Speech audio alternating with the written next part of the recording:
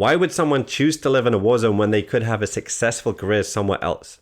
This is one of the questions answered by the Ukrainian DJ Human Margareeta when I interviewed her in Kiev on the 30th of May 2023, the day after the city was bombed at 11 in the morning while I was outside drinking coffee on Pushkinsk Street.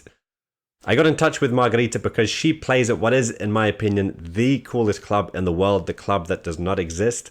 I made a separate video about it, but she's played at many clubs around the world, including Fabric in London, Oxy Club in Berlin, and UU in Mexico. Plus, she is a promoter, an electronic music producer, and the Kiev city manager and resident advisor.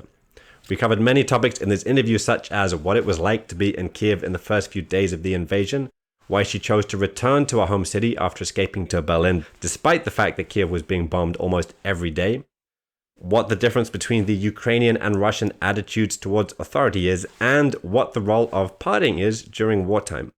I highly recommend you check out Human Margareeta's Instagram. It links to a Linktree page featuring tons of great resources such as DJ sets, a playlist of the best electronic music to have come out of Ukraine since the start of the war, and fundraising links. But for now, please enjoy this interview with Human Margareeta.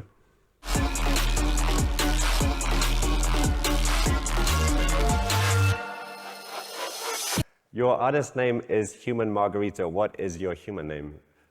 Margareeta. Okay. And you are human? I am. Okay. Well, it's questionable, but... Okay. You have a lot of great raccoon memes on your Instagram. Is a raccoon your spirit animal? I'm glad you noticed. I love the raccoons. First thing I noticed. Yeah, raccoons are crazy. Okay. But I never saw them in real life, actually. Like, I only saw the pictures of them, and they're so funny. They're a mythical beast. They don't really exist in real life. They're just used in memes. Like pigeons. Pigeons are not pigeons real. don't exist either. Yeah, pigeons. I haven't actually seen any pigeons since I've been in Kiev, but maybe they're scared away by the missile strikes. Yeah, because all of them are like in bio laboratories to then go to Russia. Yeah, okay. Yeah. They're training them as weapons. Yes. Okay. So you've, this is going to be hard continuing from that start. You've performed internationally. How would you describe the Kiev scene before the war versus the club scene elsewhere in other cities?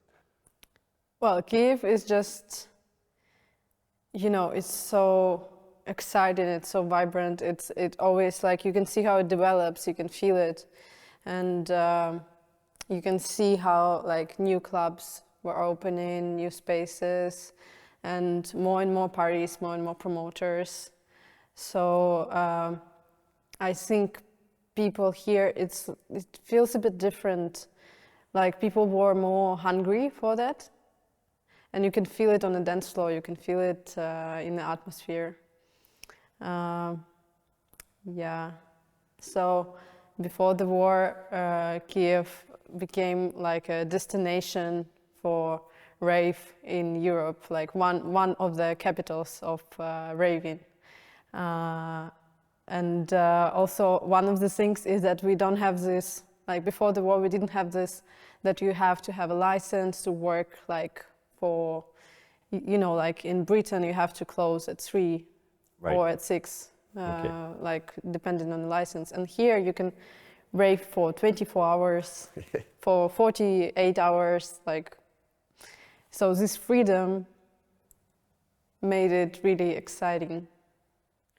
You do have 24-hour raves in Britain, but they're illegal and they happen in forests, like 2 hours out of the city, and people get injured when they go there. Whereas in Kiev, you have them in the center of town in amazing buildings, and it's super cool. Yeah, you still have problems with police because, like, this stigmatization and marginalization of our scene was happening and is still happening.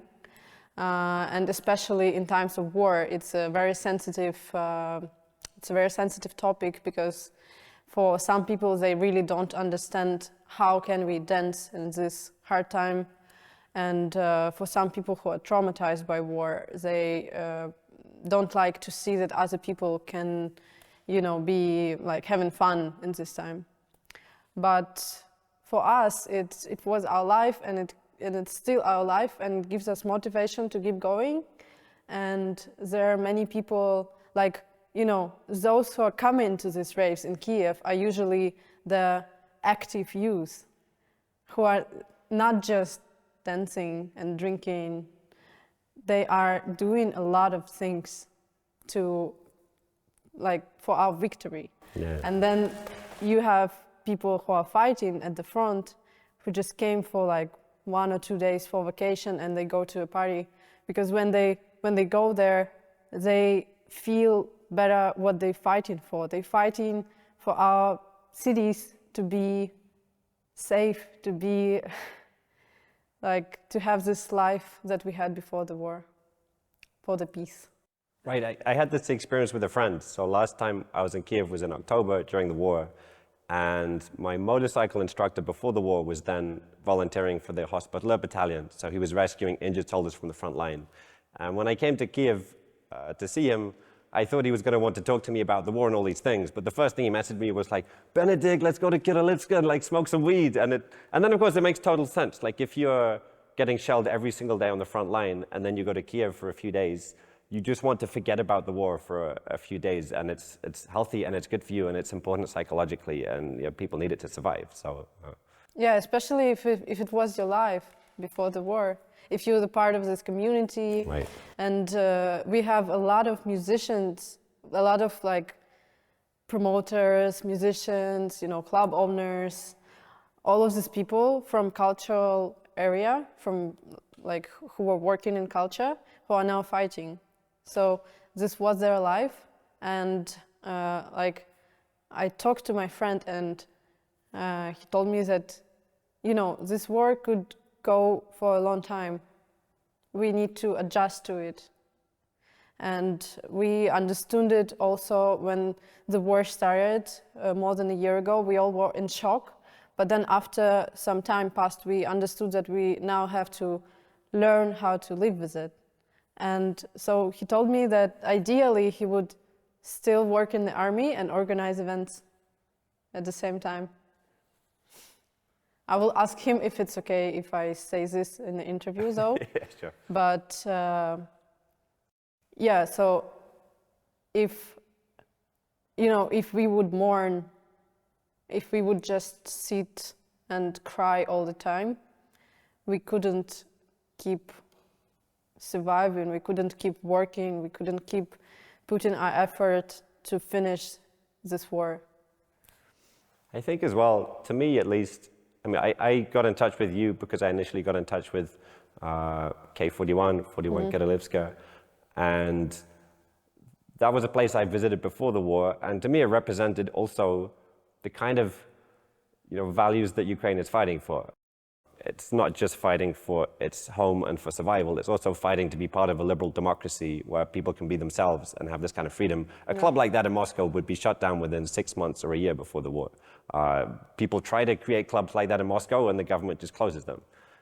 I also wanted to say about the police, you know, that's the difference, like when everyone has problems with the police in the world, AKAB. Right. But there's a difference how people work with that. So when we had a problem with the police, it was also in 2021 in spring, our friend was beaten up by 2 guys who were actually ex-Berkut. You know, Berkut were on Maidan. Right, yeah. And then they didn't fire them, but I mean, like Berkut doesn't exist anymore, but they just made a different, how's it called?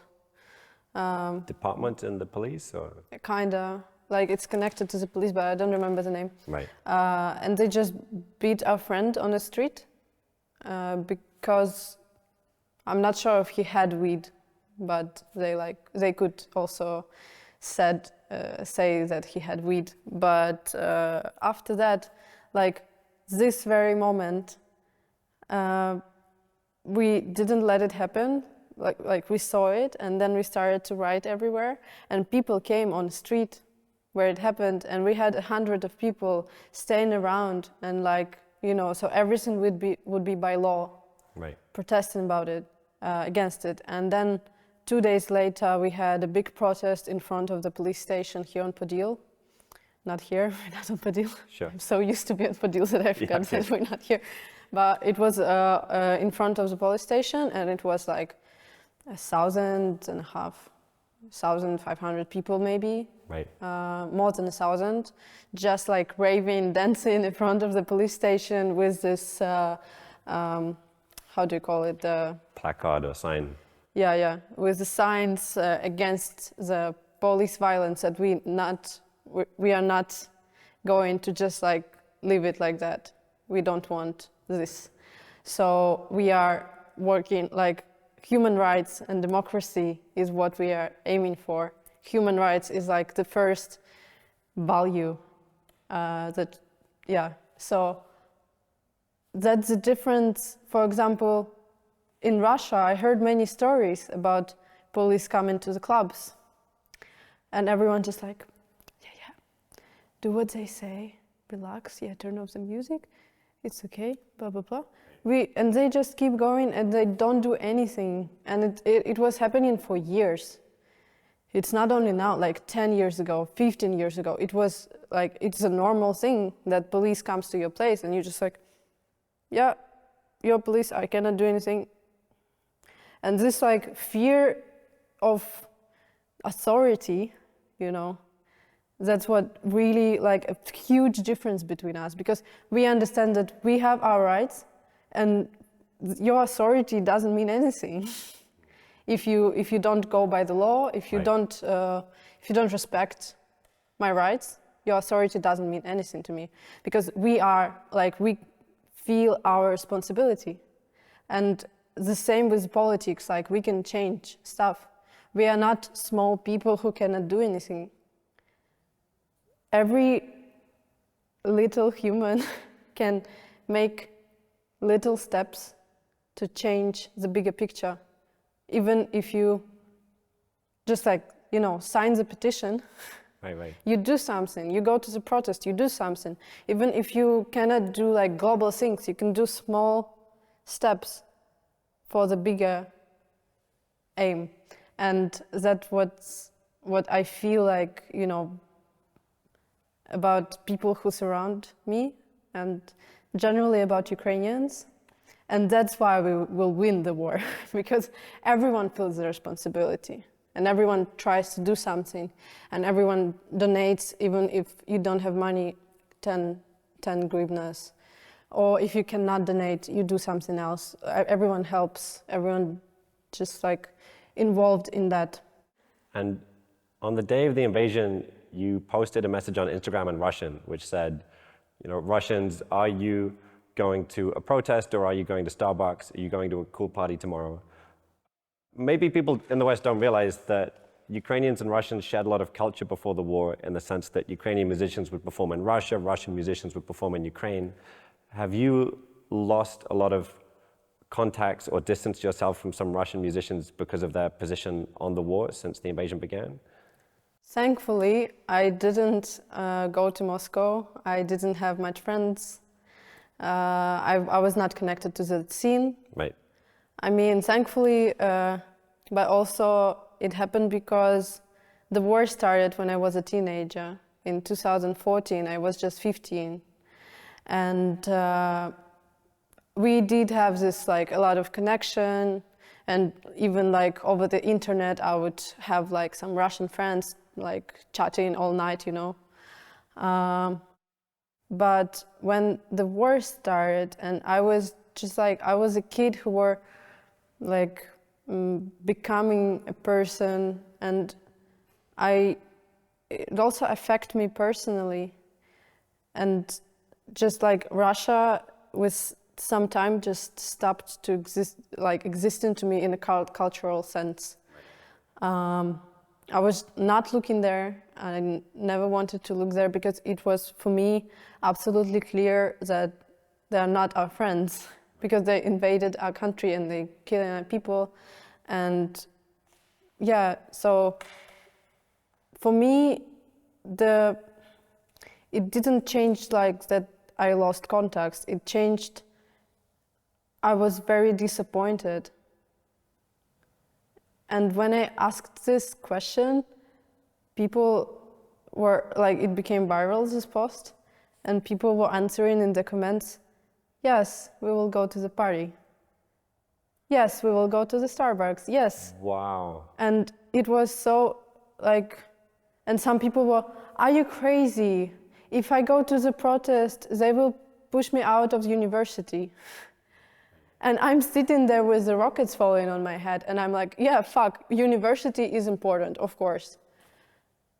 So this is just like, they disappointed, I guess, like everyone in the first days were, you know, this is extremely, what happening is like extremely crazy. So we would anticipate that people in Russia would protest against it.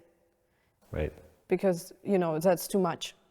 If with occupation of the Crimea and Donbass, they had this propaganda all the time, but then with the full-scale invasion, and nothing happened. No one, like, what amount of people came on the streets, and it was like, really, we saw that they don't care and they don't want to change anything. And then for me, another big disappointment was when, you know, a lot of these Russian liberals fled to Europe, also fled. Right. And did you hear about Russian protests in Europe, like anti-war? No, I've not heard of any Russian anti-war protests in Europe. I also didn't hear, like, they always say that, you know, it's very dangerous to go to the protest. We could be like, we could end up in jail and stuff. That's why, like, we cannot change something in Russia because it's very dangerous. But then when you go out of the country, when you go to live in Germany, no one will put you in jail for going to protest. You are safe now. Why wouldn't you do anything, something like? And this to me shows also that this is just empty words. When they have the opportunity to do something, they don't. So yeah, disappointment. Can you describe your experience of the first few days of the war? Because I think you said you were in Kiev the day the invasion happened. Yeah, it was funny because the night before I met with my friend and we came to the bar and we were drinking in Grails, a bar on Podil. And I should say Podil is a very cool neighborhood in Kiev. It's a bit like, well, Shoreditch in London or Williamsburg in New York or something like this. Yeah, maybe, yeah. So we were hanging out with friends, and I remember at like 2 or 3 a.m. we were singing this song, Razom nas bahato, nas ne podolati, which means like, together we are many, we would not be defeated, something like that. It's the song from the revolution of like Orange Revolution when I was a kid. Right. And then, so I was drunk and I didn't sleep and I came home very late. And then my friend called me from Berlin and told, hey, come to Berlin, ASAP, just like come to Berlin, I will host you, blah, blah, blah. It could be dangerous. And then we hung the phone and the war started. Just like friends sent the link of the Putin's speech, and I saw it online, how he says these words, and then I heard the explosions the same moment, and I felt really, and I was living alone, so I was drunk, not sleeping, alone, and in all of this shit, I was very like, not in a good state. Panicking, don't understand what should I do, don't understand like which stuff should I take with me, because I learned from the experience of my friends from Donbass that when they left the apartment, they never been there back again. So I had this in my mind, and now, of course, no one will knew what will happen now. And like you could anticipate anything. So it was really scary. and I didn't really know, like now I have to put all of my life in one backpack. And then I realized that I only need me, like passport, of course, passport, laptop, and that's it. All of this stuff doesn't matter anymore. I just need to survive, and that's it. And yeah, then my brother saved me from this panic attack. And then in several days, we left Kiev and went to Lviv. And in a couple of weeks after that, my family came to Lviv and we went to Warsaw. Yeah, it was very difficult leaving Kiev because everyone was on the road from Kiev to Lviv in the west, so it was full of traffic. There and they were also shooting, like bombing the, like the bridges and stuff. So it was also really scary. And Russian tanks were around the city. Right. I mean, it was not just bombing. I'm already forgetting, thanks God. But yeah, Russian tanks were surrounding the city, and I was also living, on the outskirts. And I'm just lucky that my outskirts were a bit more south than Russians were. But it was really close. So yeah. And now, why did you choose to come back to Kiev? I was coming back to Kiev several times. Oh, okay. Like throughout the year, I would come back for quite a lot of time. So first, when I came back after the war started, was in May. Right, it's quite soon after the start. Yeah, but it was already because the whole March, it was very dangerous, and there were fights around Kiev. But then slowly it became better. And then after, like in May, everyone realized that, okay, it seems to be safe. So I was also one of these people who, okay, it seems to be safe, I will go back. I was scared. I was really scared to come back because like I have this good imagination that draws all the scary stuff. Well, that's not imagination, that happened last night. So we're in Kiev right now. We had a huge drone strike last night. We've had it the last few nights. It's actually happening, but yeah. So actually, like last May, less bombings were happening. Actually, when I was in Kiev, nothing happened. We only, there were alerts. Right. But I don't remember anything falling from the sky. And then I was coming back again in autumn, and I was here when the blackouts started with all of these like mass attacks, and it was also really scary when you're just like, you don't understand what will happen, and everyone tells you that the winter will be hard, like you should prepare for this hard winter, we won't have electricity, maybe heat, blah blah blah blah blah. And so I was scared to come home at winter, and I thought at winter I wouldn't come back to Kiev because it will be crazy. It's better maybe not to be there, not only for my safety, but also, the more people in the city in the hard time, it's harder for everyone, like with the resources and stuff. But in the end, I came to Kiev anyway, and I spent almost 2 months in winter. And yes, we had blackouts, but it was an amazing time.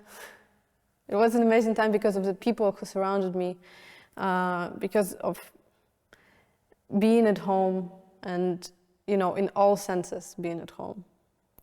But yeah, people is the main thing. Just being with your people is the most important. So now I just want to be at home. I want to be with my friends, with people I love. And this is much more important than the feeling of safety. Right. Which is strange. But now I'm not scared as I was a year ago. And now we have bombings every day and night, almost. And a year ago it was like quite rare. So now it's funny for me to compare how scared was I then and how calm I am now. I mean, I'm stressed, of course, but I'm not that afraid anymore. Yeah, just yesterday, for context, we were talking before we started filming that we had a huge ballistic missile strike at 11 in the morning. I was sitting outside drinking coffee when they happened. You were at home and awake, and yeah, people are adjusting to this as normal. Like on Sunday, I went to Kyiv, like the rooftop party. Yeah. Everyone's just like, the night before they had the largest drone attack in the history of the war, and then the next day everyone's just kind of trading vintage clothes, drinking cocktails. Not that people are being complacent, but it's just that thing of this war's going on for some time, and you have to celebrate life in whatever conditions you find yourself. Yeah. Yeah, because you have to live now while you still have a chance. So, yeah, I remember this, now it's not even a question. Like at night we had a huge attack, and we have this big party tomorrow. It's not even a question now, like, should we postpone it or something? It's just like, it will happen anyways.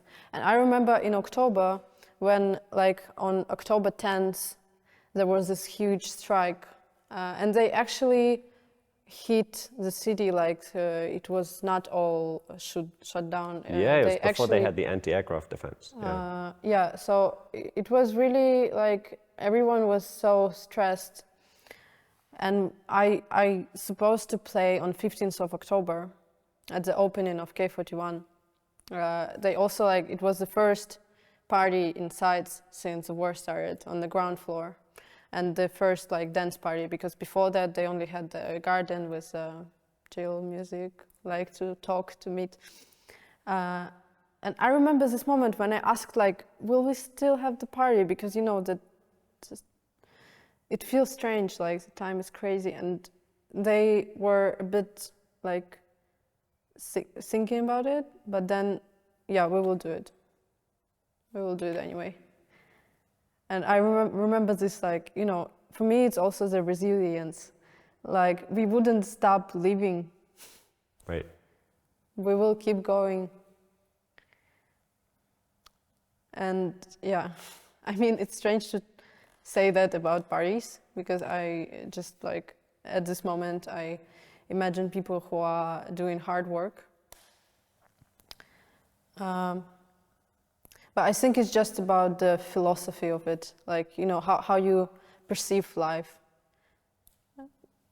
and that we will stand anyway. So I'll explain a couple of things for people in the West who might not be familiar. So those missile strikes you talked about on October the 10th, well, they were 5 days after I left, so I left Kiev on October the 5th. Mm-hmm. And yeah, one missile hit a playground in Shevchenko Park, for instance. Another one hit an intersection just north of Shevchenko Park. And they hit the road, they hit a busy intersection at rush hour in the morning. So it killed a dozen people as they were going to work in the morning. And then what was the atmosphere at the party afterwards on October the 15th when K41 opened again? Did people feel scared at the party? Were people feeling relieved? Do you think it was cathartic? Did it feel like a kind of release of stress? I think people, it was people already adjusted to that, and usually it takes some time to process that, but then you keep going. And I think at the party people felt more relieved, and they were finally we are back home, kinda. For all the people who were always going there, it was a reunion. And yeah, I think also everyone felt the time is crazy, and also there were problems with electricity, right. Already, so you should have a generator to work on that. And people were yeah, we are still doing that. No one will stop us, And these are daytime parties as well. I should also explain that. Yeah, we have a curfew. Yeah, Yeah. the curfew was 11 p.m. a few months ago, now it's midnight. but you cannot rave till 4 in the morning. You have to rave until like 10, 11 p.m. Yeah, and this hour changed everything. Like, Really? just having a curfew 1 hour more is so pleasant. It's just like it almost like normal, almost, because before the war, like, for example, underground works until midnight. Right. So people are kind of like, most of the people are, yeah, but anyway, we only have day parties now. And we even had a festival a week ago, Strichka festival. Okay. Which was like, it's 2 days. So it starts in the morning, the day of Saturday. Then it goes until the night, like until 10 p.m. And then it starts again at 8 a.m. So you have the curfew in between. You go to sleep or you go to hang out with friends. And then in the morning you come again. Like almost like if you would have a festival, but with this gap now. Right. So yeah, all the parties are daytime parties now. But everyone already used to this. And for me, it even feels, a bit more healthy. I was going to say, ravers Yeah. are sleeping more than they used to. Yeah. So you just go to sleep at night.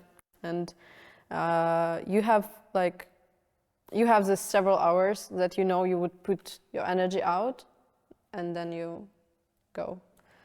I actually felt something like that when I was in London at, how is it called? Fabric. No, the Fold. Oh, right, okay. Fold, I've never been. because they were working until 1 a.m. Okay. And I felt that like now everyone is raving hard, but at 1 a.m. they go to sleep, and it's very early. So I felt good because of that. Like, I'm still like raving, but I'm still sleeping. Oh, okay.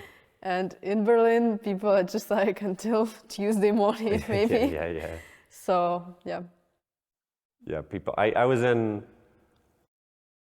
Sisyphus in Berlin a few years ago, and I saw someone sleeping just with their head against the speaker. So I think they were there for like 2-3 days, maybe in a row. That was me in Kiev before the war.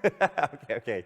I was sleeping, not with my head on the speaker, but next to the speaker in this like, this puff, how's it called?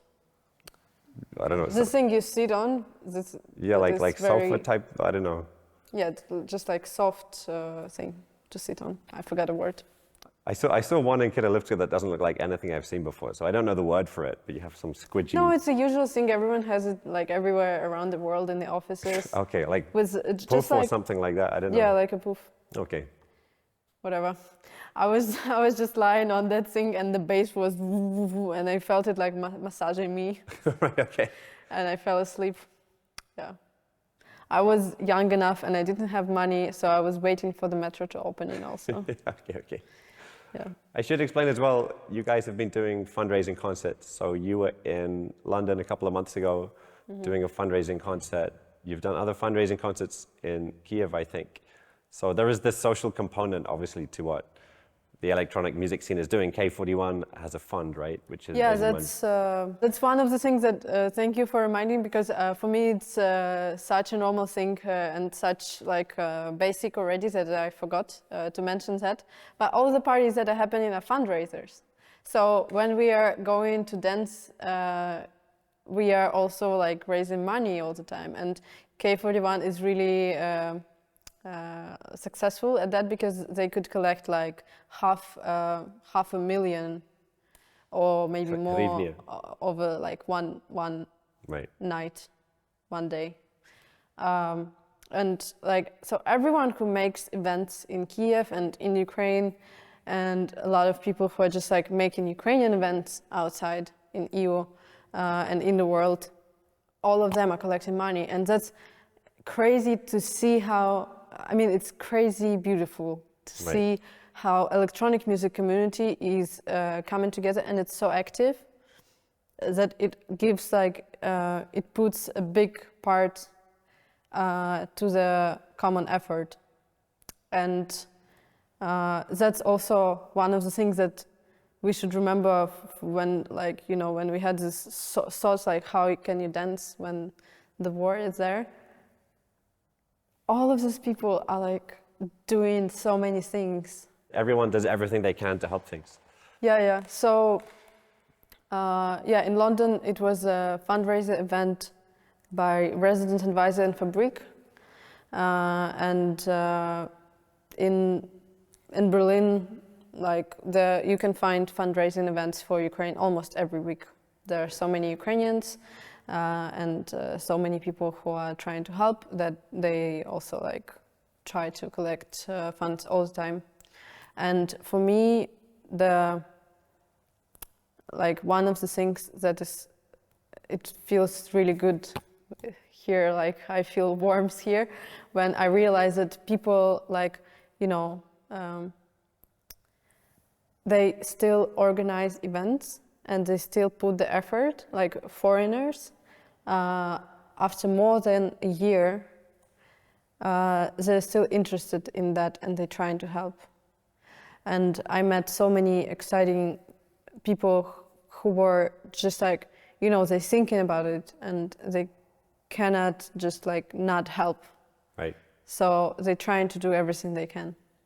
And that's funny that by organizing a party, you can do something useful. And I'm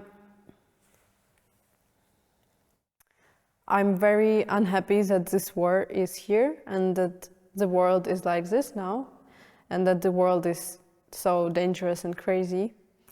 But in these circumstances, I'm happy that by playing music and by keeping like our culture, we can still be useful. So for me, being a DJ and having a potential to help at the same time is like, when it goes to my head, I'm like, oh gosh, okay. So this is when like fun becomes serious. Right. And I'm happy that that's possible. So I really encourage people to visit your Instagram. You have a Linktree link in your bio, which has links to fundraising pages. It also has links to articles listing, for instance, playlists of new Ukrainian music that's come out since the start of the war. And people can support the war effort by going to raves. And when this is over, or even before, I very much encourage people to come to Kiev and check out the Kiev party scene. It's amazing. Oh, yeah. If they want, they can fly to Poland and get a train here overnight. That's what I did. This is not advice or recommendation. It is risky, but it's an incredible city. Thank you for coming. Thank you. Yeah, дуже дякую. Yeah, I think when the war finishes, everyone would come here. I'm even afraid for the gentrification, actually. Like the prices for Yeah. it will. Oh. But yeah, we will have like a lot of festivals here. If you like this video, like and share so that other people can discover it, and subscribe and turn on notifications so that you can see new releases when they come out. And if you'd like to pay for my travel into a war zone, support Operation Tiggy on Patreon. I'm also hiring a local team, so this creates employment in a country that's had its economy badly hit by the war.